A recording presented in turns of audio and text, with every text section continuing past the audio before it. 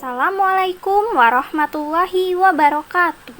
Halo semuanya, apa kabar? Semoga kalian dalam keadaan sehat ya. Sebelum memulai belajar, alangkah baiknya kita kenalan dulu yuk. Kami dari kelompok 8 yang anggotanya terdiri dari saya sendiri, Nurul Fatimah, dan dua rekan saya, Azaina Fitri Banowati dan Nur Syifa Fauziah.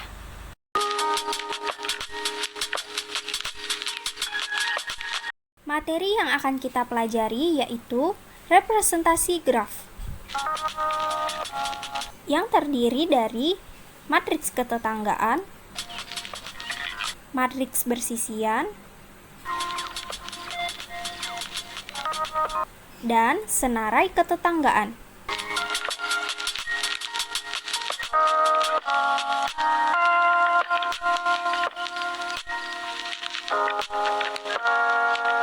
Matriks ketetanggaan atau adjacency matrix. Matriks ketetanggaan ialah matriks bujur sangkar yang berordo n kali n yang memperhatikan tiap simpulnya, di mana matriks A dengan baris I kolom J yaitu bernilai 1 jika simpul I dan J bertetangga, bernilai 0 jika simpul I dan J tidak bertetangga.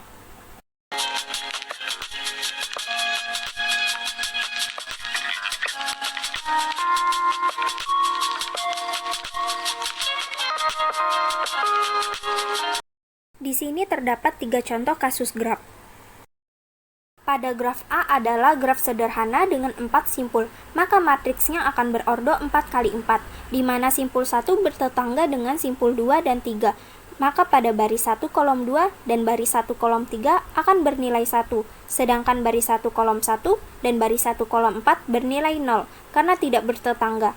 Kita perhatikan simpul 2. Simpul 2 bertetangga dengan simpul 1, 3, dan 4. Maka pada matriks kita tuliskan baris 2 kolom 1, baris 2 kolom 3, baris 3 kolom 1 bernilai 1. Sedangkan baris 2 kolom 2 bernilai 0 karena tidak bertetangga. Pada graf B adalah graf dengan 5 simpul, graf yang memiliki simpul amping-amping dan simpul terpencil. Kita perhatikan simpul 2. Simpul 2 bertetangga dengan simpul 1 dan 3. Maka pada matriksnya kita tulis pada baris 2 kolom 1 dan baris 2 kolom 3 bernilai 1. Dan untuk baris 2 kolom 2, baris 2 kolom 4, dan baris 2 kolom 5 bernilai 0 karena tidak bertetangga. Kita perhatikan lagi simpul amping-amping simpul 4 bertetangga dengan simpul 3.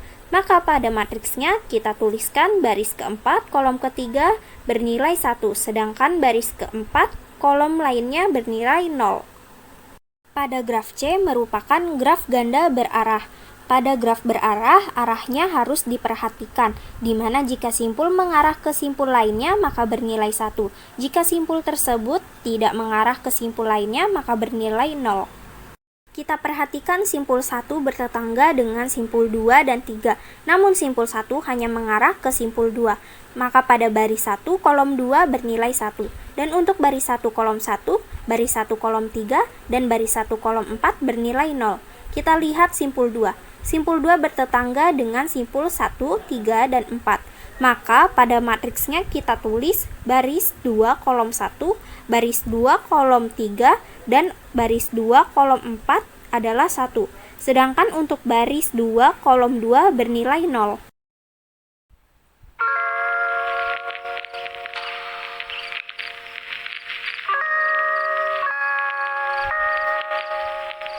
Dalam matriks ketetanggaan terdapat graf berbobot seperti yang akan kita bahas berikut ini. Matriks ketetanggaan berbobot pada kasus ini yang harus kita perhatikan ialah bobotnya. Jika simpul tersebut bertetangga, maka hal yang harus kita tuliskan adalah bobotnya. Jika simpul tersebut tidak bertetangga, maka harus kita tuliskan dengan lambang infinity. Kita perhatikan simpul A. Simpul A bertetangga dengan simpul B dan simpul E, di mana simpul A bertetangga dengan simpul B dengan berbobot 12. Maka pada matriks kita tulis baris A kolom B 12 dan simpul A bertetangga dengan simpul E dengan bobot 10. Maka pada matriks kita tulis baris A kolom E bernilai 10.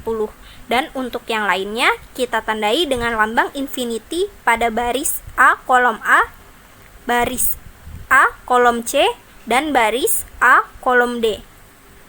Selanjutnya kita lihat simpul D bertetangga dengan simpul C, B, dan E, di mana simpul D bertetangga dengan simpul C dengan bobot 14, maka baris D kolom C bernilai 14. Simpul D bertetangga dengan simpul B dengan bobot 11, maka baris D kolom B bernilai 11. Dan simpul D bertetangga dengan simpul E dengan bobot 15, maka baris D kolom E bernilai 15. Dan untuk baris D kolom A dan baris D kolom D kita tandai dengan lambang infinity. Materi selanjutnya yang akan kita bahas yaitu matriks bersisian atau insidensi matriks.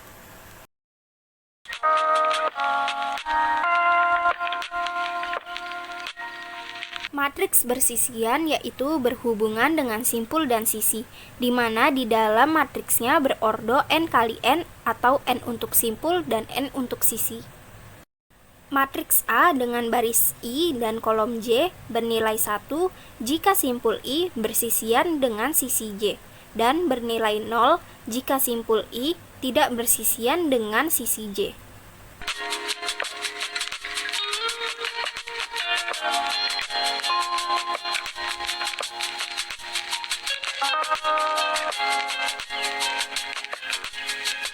Selanjutnya kita perhatikan contoh berikut.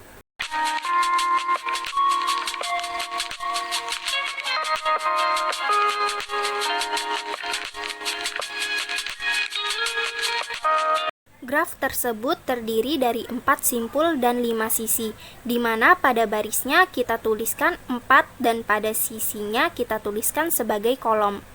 Simpul 1 bersisian dengan E1, E2, dan E4, maka pada matriks baris 1 kolom E1 bernilai 1, baris 1 kolom E2 bernilai 1, dan baris 1 kolom E4 bernilai 1.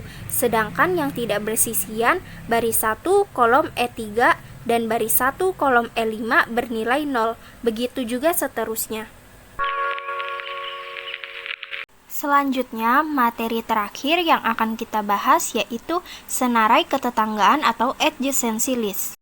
Konsep yang dipakai pada senarai ketetanggaan yaitu seperti yang dipakai dalam matriks ketetanggaan, yang membedakan hanyalah penulisannya.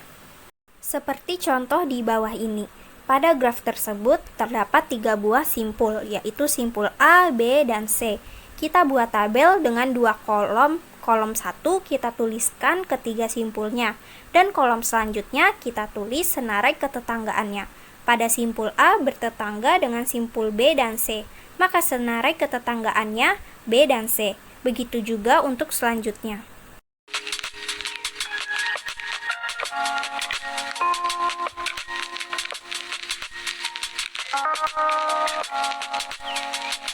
Kita perhatikan contoh berikut.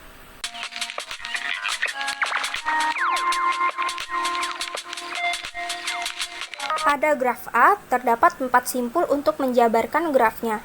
Kita dapat membuat tabel agar lebih mudah dipahami.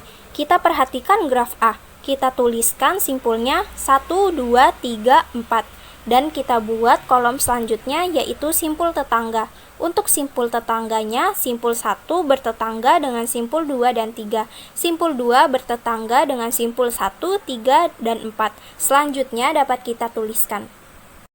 Selanjutnya kita perhatikan graf C. Graf C adalah graf ganda berarah, maka arahnya perlu kita perhatikan. Dan dalam tabel kita tulis simpul dan simpul terminal simpulnya kita tuliskan 1, 2, 3, 4, dan simpul terminalnya kita sesuaikan dengan arah. Kita perhatikan simpul 1 bertetangga dengan simpul 2 dan 3. Namun simpul 1 hanya berterminal ke simpul 2, maka simpul terminalnya adalah 2. Kita lihat lagi simpul 2.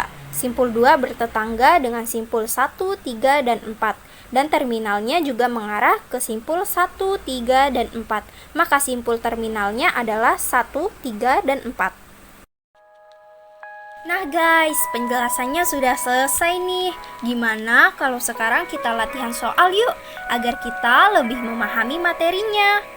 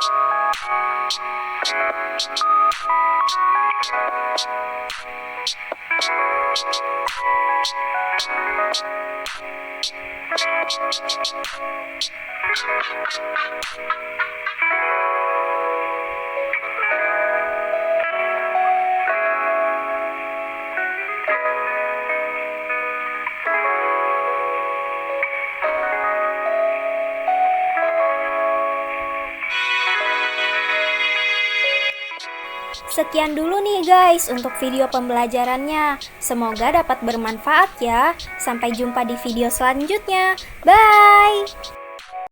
Eits, tunggu dulu. Ada yang kelupaan nih kayaknya. Apa ya? Oh iya, jangan lupa like, comment, and subscribe.